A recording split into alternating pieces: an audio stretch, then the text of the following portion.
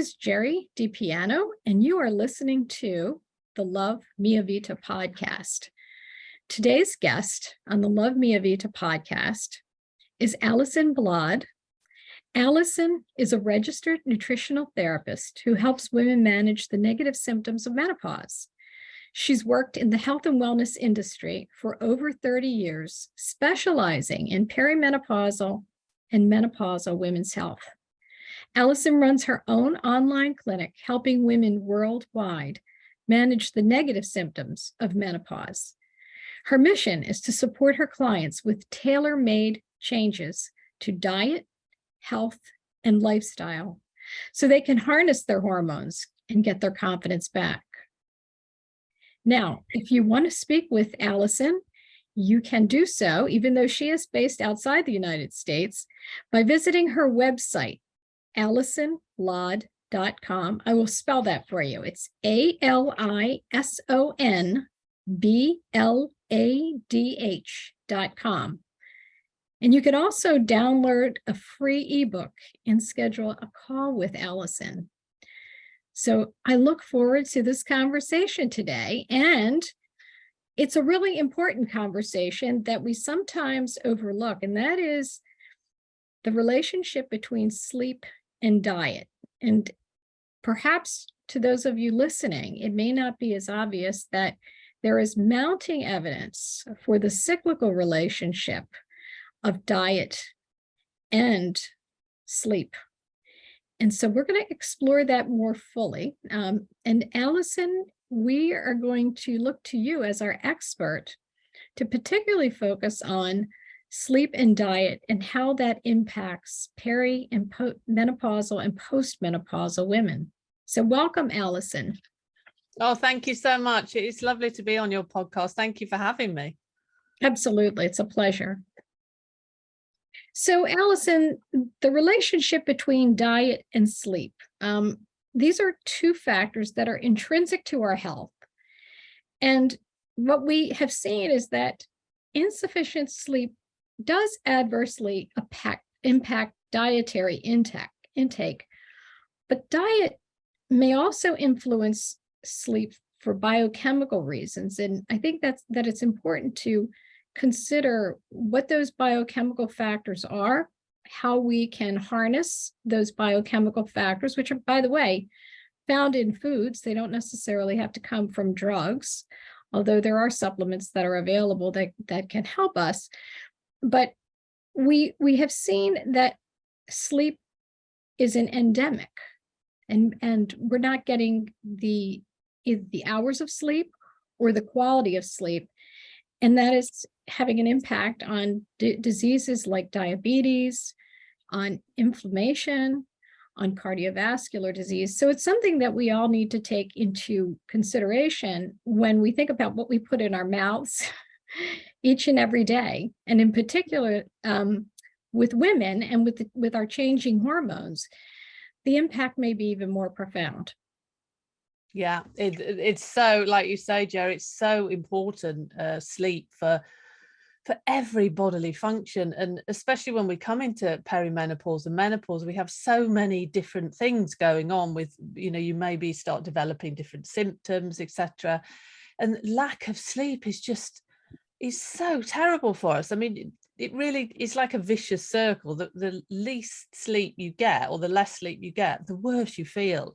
And this can also contribute to so many of the symptoms. Your hot flashes can be worse, weight gain, etc.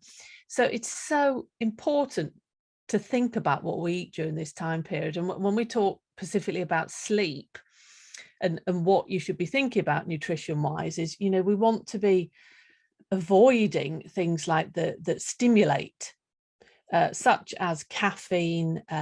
Caffeine is in coffee, it's in dark chocolate, it's in tea, it's in many energy drinks and fizzy drinks that we may have. And this really stimulates our system. And it's certainly not something that you would want to consume before you go to bed. I mean, I don't personally recommend that people drink any sort of sugary energy drinks.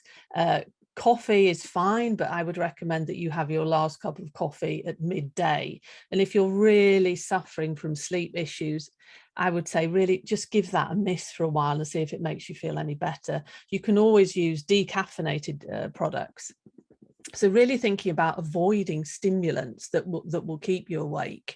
And then looking at foods that we call that help to stimulate our happy hormones and more of our soothing hormones. So foods that are calming, things that I love to have a cup of chamomile tea before I go to bed, because that's very, very soothing.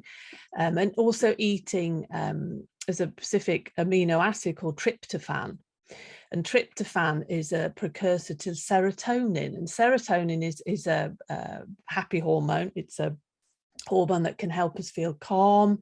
So really looking at having foods that contain this tryptophan amino acid, things like turkey is a wonderful source of tryptophan, and avoiding all processed sugary foods. I mean, that isn't something that I would recommend that anybody eats, but if you are wanting to improve your sleep quality, really avoiding these sugary, refined, processed foods. Because what we want to nurture the body and nourish the body and make sure the body is getting all the vitamins and minerals that it needs to promote sleep.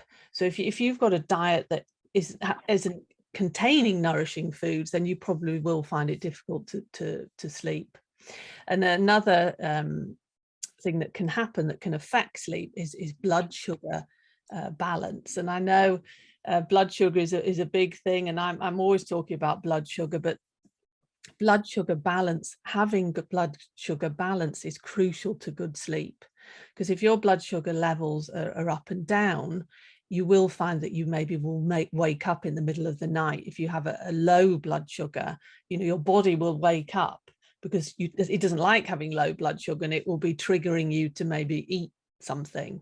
So there's so many different aspects to this, and what kind of adds on to this when we come into perimenopause is that it's actually been shown in research that estrogen has an effect on melatonin, and melatonin is what we call our sleep hormone. So as our estrogen and progesterone levels tend to decline as we go into perimenopause and menopause, this can have an effect on our quality of sleep and the ability to be able to go to sleep. So there's a lot of things that really come into play, and testosterone, not many people think of that, but that actually has an effect on our sleep quality. There's so many complex interactions between all our hormones that affect the way that we sleep. So really looking at what you're eating and nourishing your body, getting all the vitamins that we need, like the B vitamins, for example, are very important for mood and sleep and relaxation. Calcium also has been shown to be beneficial for sleep. So there's the Mediterranean style diet is a diet that has been shown in research to not only promote our health during the menopause transition, but also help to improve sleep, because of all the wonderful nutrients that we have in that style of eating. It's interesting that you mentioned the Mediterranean diet, and I too have seen some of that in the research, where although it hasn't been well controlled, they have explored individuals who eat a Mediterranean diet who have reported that they have better sleep.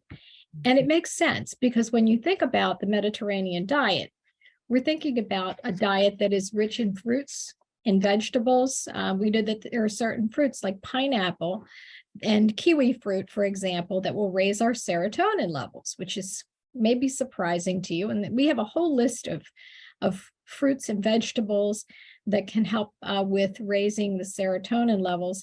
And then with respect to tryptophan, once again, we look at what is in the Mediterranean diet. Where can we find sources of tryptophan? We look at cheese, we look at chicken, we look at whole grains, we look at nuts and seeds. So if you're a vegetarian, it is still possible by eating legumes to get your source of tryptophan. And that's a good food, but it goes back to that Mediterranean diet where, yes, it does actually make a difference. Yeah, it's fascinating. Another really interesting point as well that's been shown in research is that if you can, it's very beneficial to eat organic foods, because the pesticides that we spray a lot of our fruit and vegetables with has been shown to affect our glands, especially the pineal gland, which is responsible for the release of melatonin. So they've been looking at, you know, if you move over to more organic sort of products, that will enable you to sleep better, because it doesn't interfere with the melatonin release and production from the pineal gland. So if you eat poorly, if you're eating poorly, you can't expect to have good sleep. And particularly if you are in that menopause menopause transition. The sins of our youth, we may have been able to overcome some of the sins of our youth by doing some really bad things, like having that glass of wine at 10 o'clock at night, and then not seeing so much the impact of that at 3 o'clock in the morning. But as we get older, we don't appreciate that our hormone levels are changing. And yes, that glass of wine at 10 p.m. or 9 p.m. or late in the evening is likely to cause a sugar spike and cause some flushing and increase the number of hot flashes.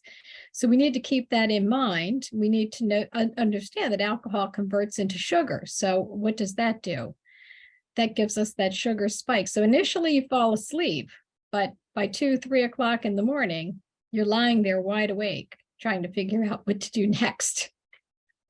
Yeah, I always say, unfortunately, you know, alcohol is not the friend of a menopausal woman. And so many of my clients, and even myself, I'm in perimenopause, and, you know, I love a glass of wine, but it's just not worth it.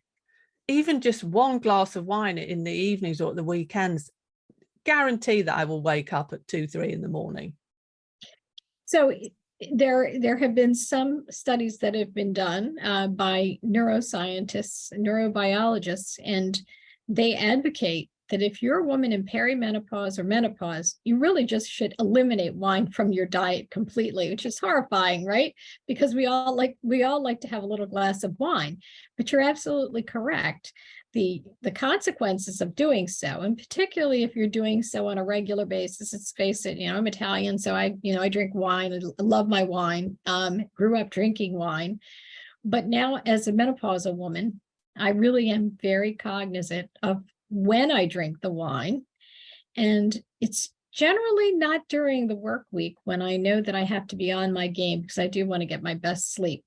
And sleep has always been elusive for me. So when we talk about eating healthily, even though I have tried to do my best, I suffer from insomnia. And as many of you who have suffered from insomnia appreciate, you will try anything to improve your sleep. And for me, it's exercise. Try exercising in the morning. I go outside, and even on a cloudy day, I will sit outside. If it's cloudy, I'll sit outside for 40 minutes. If it's not cloudy, if you have sun with sunscreen, I'll sit outside for 15 minutes, all in an effort to boost those melatonin levels. But I still need to be mindful. We all need to be mindful of what we're doing about our diet and thinking about what we're putting into our bodies and what that may mean to issues like metabolism. So maybe we could talk about that for a minute. So how does this impact metabolism when you're not sleeping? Yeah, basically, if we go back to perimenopause and menopause, you know, estrogen and progesterone, but specifically estrogen, it's a major metabolic hormone. So we see as women go into this transition that there are a lot of metabolic changes that happen in the body. And if you're not sleeping, you will find that you will be hungry the next day. And you'll crave carbohydrates, refined, you know, easy products for your body to break down and turn into sugar and give you energy. because you've got this whole thing going on with blood sugar balance. You're probably quite stressed, which most people suffer from chronic stress, and stress is another area that is terrible for sleep. So if you haven't slept, hunger hormones as well, they've been shown in research to be stimulated by lack of sleep. Specifically, there's a hunger hormone called ghrelin. If you're lacking in sleep, ghrelin will be stimulated. You may produce more ghrelin, ghrelin's kind of the hormone that makes you feel hungry. So when your body wants to eat, it will release ghrelin, and that will stimulate you to eat. And leptin, which is the hormone that tells you that you're satisfied, tells you to stop eating, basically, may not be released as much. So all these things come into play, and you find that you just will crave these what we were talking about, processed, refined, sugary foods, which then leads on to weight gain, blood sugar imbalance. It's a vicious circle, really. Sleep is so important. And I think it's something that we are now starting to realize. I mean, not that many years ago, it was more of a, you were proud to be only sleeping 4 or 5 hours a night. It meant that you were working hard, and you were everything. You were really doing what you should be doing. But now we've realized that actually isn't at all true, and it's very detrimental for our health. So chronic sleep deprivation, as we talked about previously, we may take for granted. It is a strong contributor to diseases like diabetes and to cardiovascular disease. And I think you illustrated this early on when you described the whole issue of these foods that are very high in sugar and raise our glycemic index. And that certainly would be a contributor. We also know that diabetes has an impact on cardiovascular health. So it's not surprising that the two are intrinsically related to one another. And we need to think about ways in which to improve our level of sleep, and what are the appropriate strategies that we can think about. So I always go back to the days when I was a kid, and my mom would give us warm milk with a little bit of honey. Mm-hmm. Or occasionally she would give us cheese with a bit of fruit and honey. So that's going back to more of a Mediterranean type diet. And what we probably took for granted was, there's your tryptophan. Yeah. There's your tryptophan. It's fascinating, isn't it? I mean, exactly. Milk is a wonderful source of tryptophan. But my grandmother was the same, always a glass of warm milk before you went to bed. And like you say, I didn't realize then why I was drinking that, but it's very soothing, and it really does help aid sleep. And cheese as well. Yeah, it is really, really interesting. So there was a study that was done. There have been a number of studies using whey protein as well, and obviously for those of us that are more mature, that are in perimenopause, menopause, we're also trying to get more protein in our diets. And so the consumption of a whey protein shake, which had low carbohydrates, right, and a significant number of amino acids, and also a high level of protein, was found to be beneficial in terms of improving sleep quality. Mm-hmm. What are your thoughts on doing something like drinking a shake with whey protein? Yeah, I mean, absolutely. I've got nothing against that. I always like to say food first. So if you can possibly get enough protein through eating protein rich foods, but sometimes in today's life we just don't have time, do we? And it's easier to make a shake as long as it's not sugar, as long as you're watching what you're actually putting in the shake, and it's your protein, and maybe you could put in some vegetables, but just be careful with the amount of fruit that you add into shakes and smoothies, because even though fruit is very good, it still is sugar. So we have to just be mindful of not eating too much fruit. But yeah, no, I would absolutely say that. I think protein anything to calm us down, and with the tryptophan and the sleep effects. Yeah, absolutely. Great idea. So your counsel to a woman who comes to you and says, I'm getting 4 hours of sleep per night. I've gained 10 pounds over the last year, which doesn't seem like a lot, but if you're gaining 10 pounds per year and you're in perimenopause, and let's assume that you're 45, by the time you're 55, that adds up pretty quickly. And by the time you're 55, those 10 pounds that you've accumulated year on year can really wreak havoc on your body. We don't want to do any body shaming here, but certainly that's going to impact most every aspect of your life, including your ability to engage in physical activity if you continue to abuse your body that way. But that does happen. I mean, that does happen because, let's face it, we're busy. We're probably caregivers for a partner. We might be a caregiver for a parent. We may be a caregiver for a child or an adult that we've brought into this world, who, even though they tend to be so-called self-sufficient, still need mom or moms or dads. But yes. Yeah, there's and when clients come to me, and the majority of menopausal ladies, most of them are suffering from some sort of sleep problem. So I really look at everything from the nutrition, from the lifestyle, and also mindset. Really individually finding a program that works for this person. And it's all about small steps, because the majority of people are stressed, they are overwhelmed. The last thing they need is someone coming in and saying, right, we're going to totally overhaul everything. So finding little things that fit in with their life that will make them feel better. And I've had amazing results with sleep just through making quite small changes. And I think it's also getting the person to accept that they have to put themselves first. We are all busy, and the majority of people are suffering from chronic stress. But if you don't prioritize yourself, then you're not going to really be able to improve your sleep. Sleep hygiene, which I'm sure many people have heard of.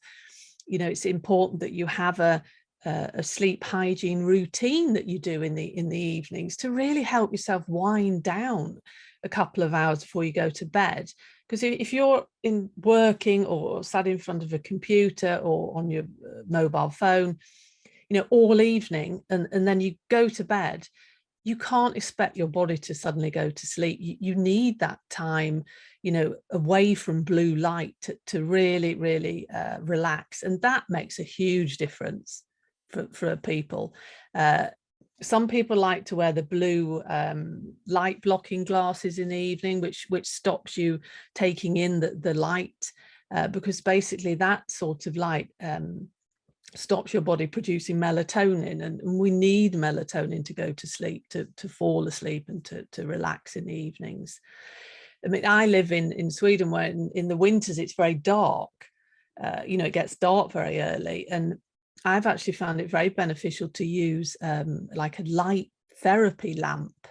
But that you would use in the mornings. But it's been shown in research with the light therapy lamp, it really helps with the circadian rhythms, and you will fall asleep better in the evening because you're getting that light that you need in the mornings.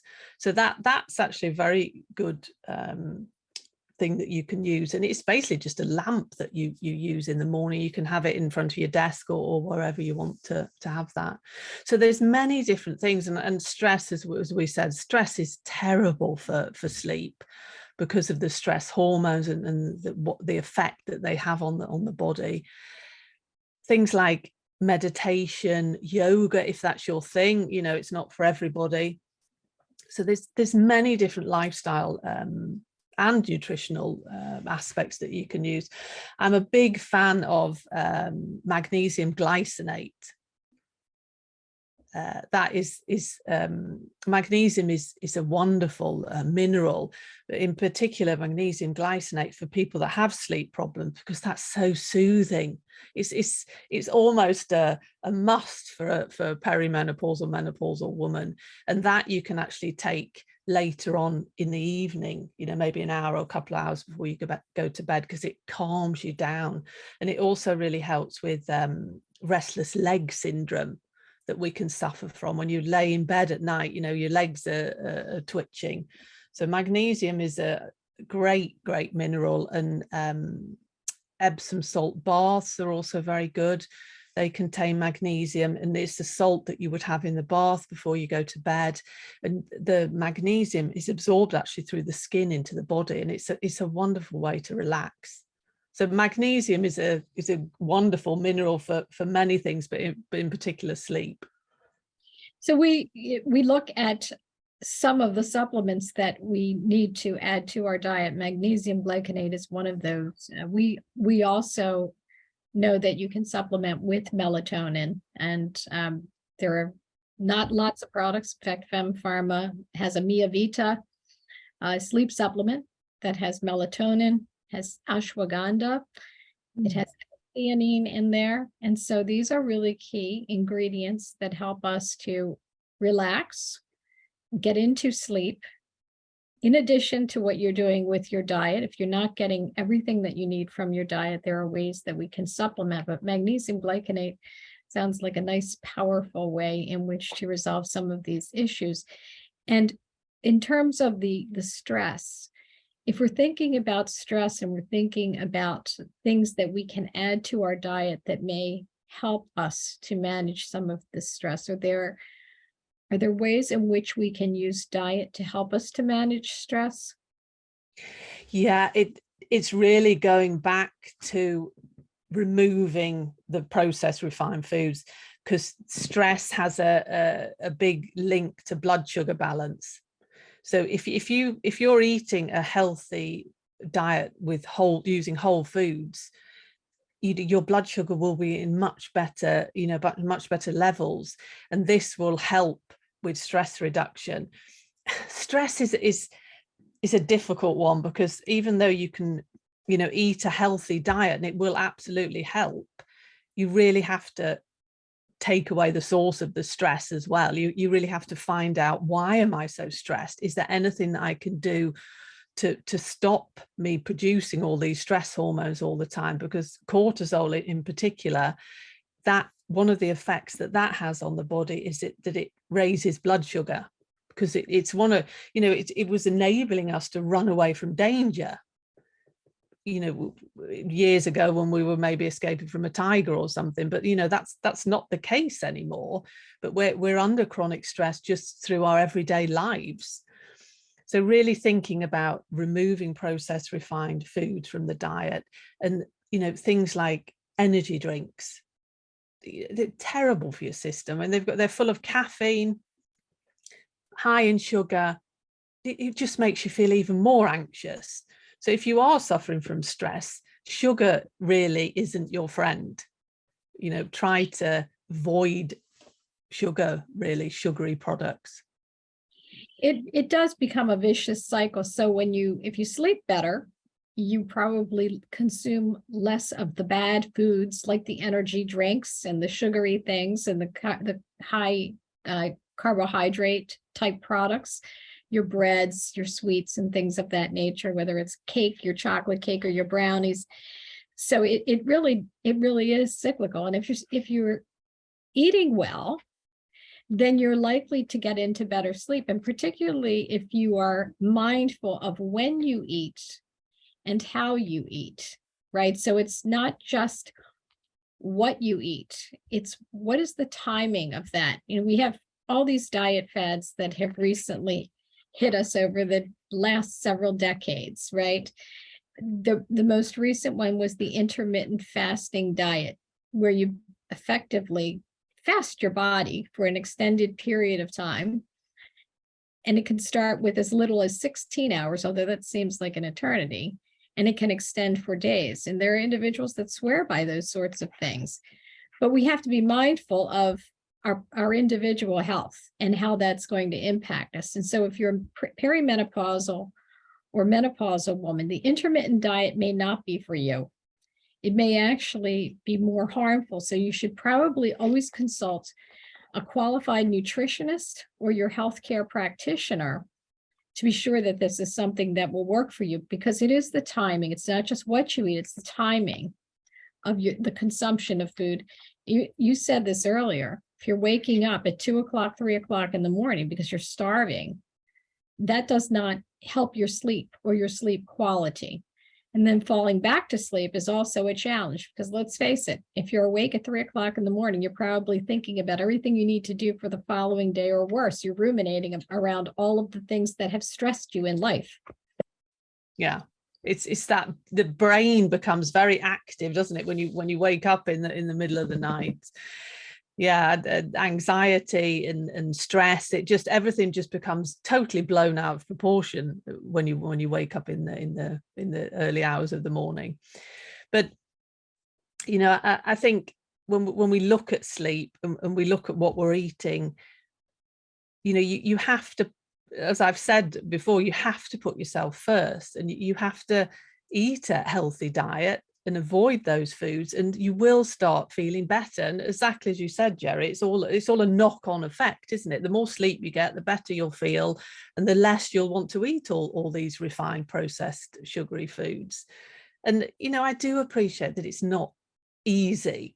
Changing and making habit changes can be difficult. So I always say to people, just take one step at a time. Just do one small thing at a time and put that in place, and then move on to the next thing, rather than trying to just suddenly think, right, I'm going to do all this at once, because it won't last. It really won't. It takes time and effort to make changes, and the better you feel when you've made these changes, the more motivated you will to do even more. So taking a small step, let's just pretend I'm a client, right? And taking a small step, what would be one small step that I could take? Let's assume that I have a relatively good diet, but I'm eating at 8 p.m. each evening.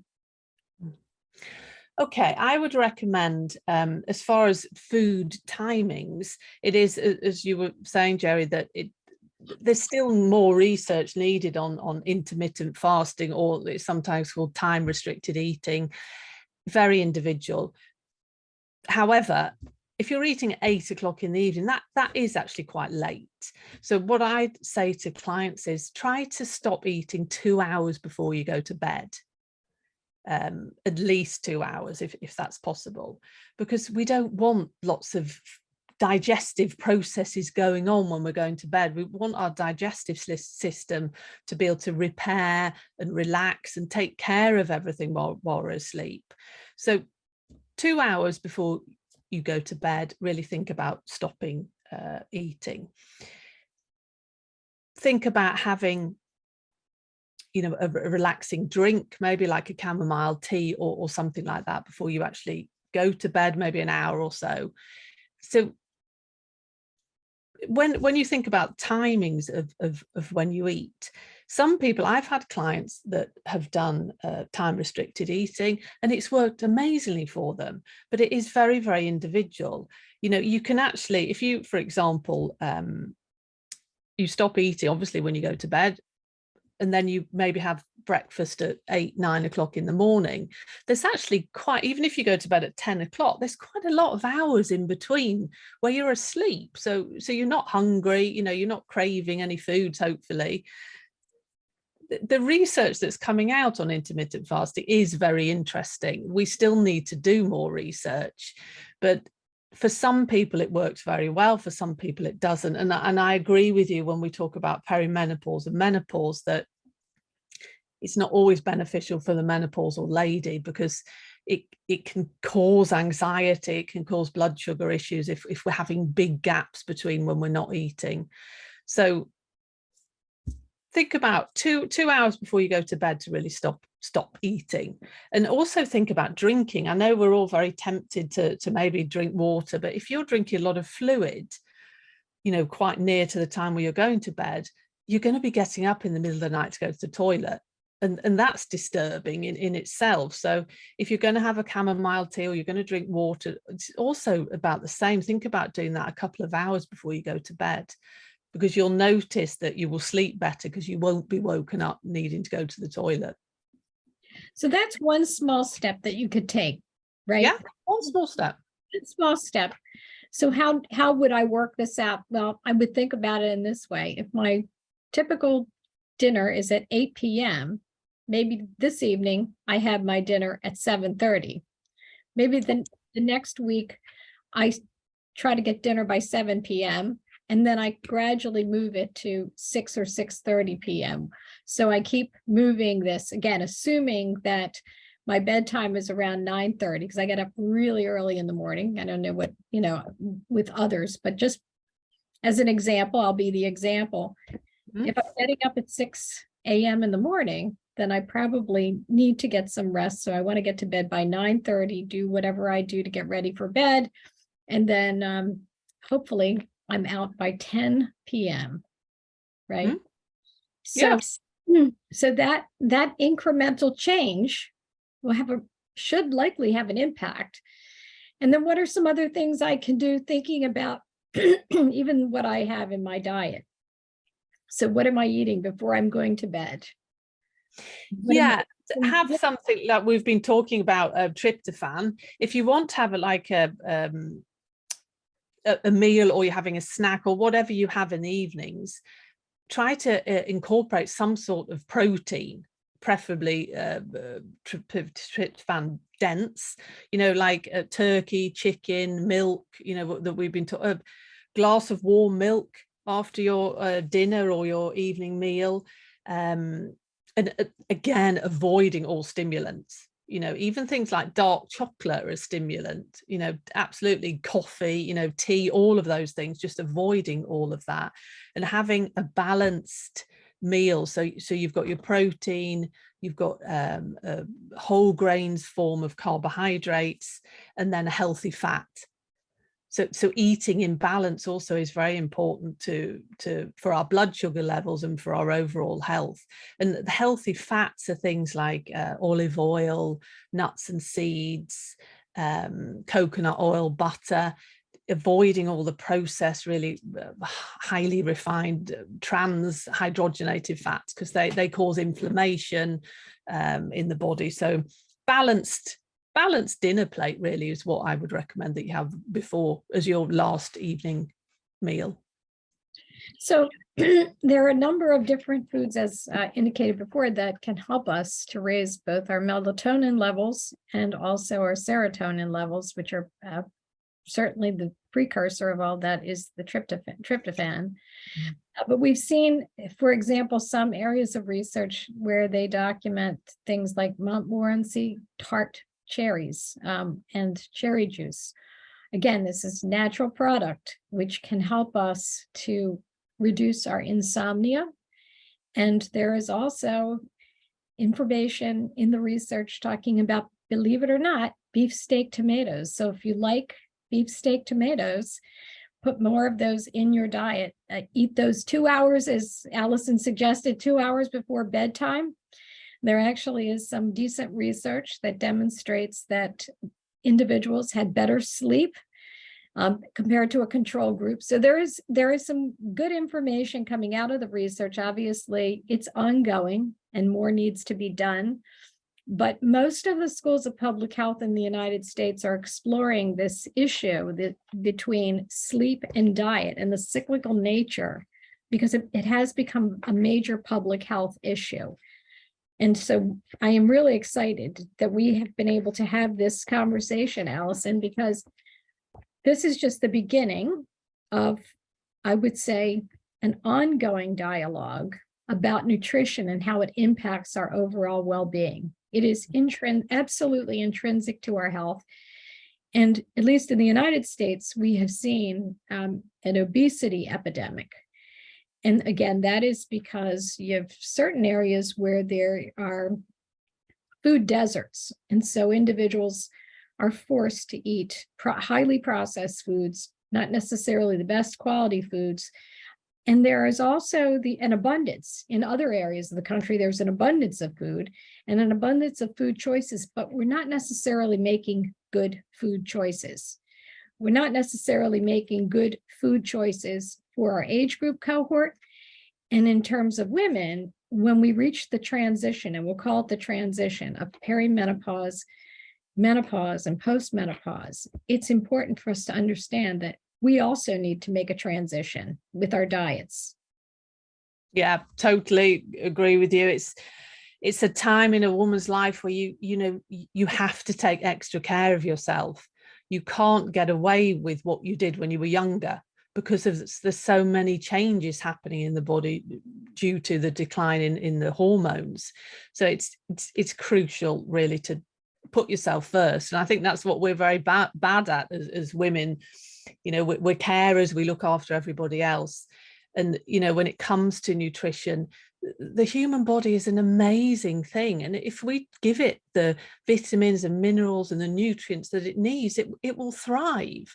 But we're not really doing that, are we? Like what you were saying, the food environment it's not ideal for health at the moment. And I know in Europe where I live, it's this obesity epidemic is really happening all over the world now.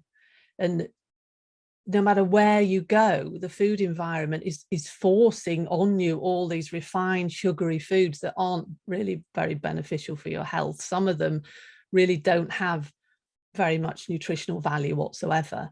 So, if we just go back and, going back to our grandmothers, if we eat the way that our grandmothers and grandfathers did, that's the way that we should be eating. Whole foods, you recognize a food that is a piece of broccoli.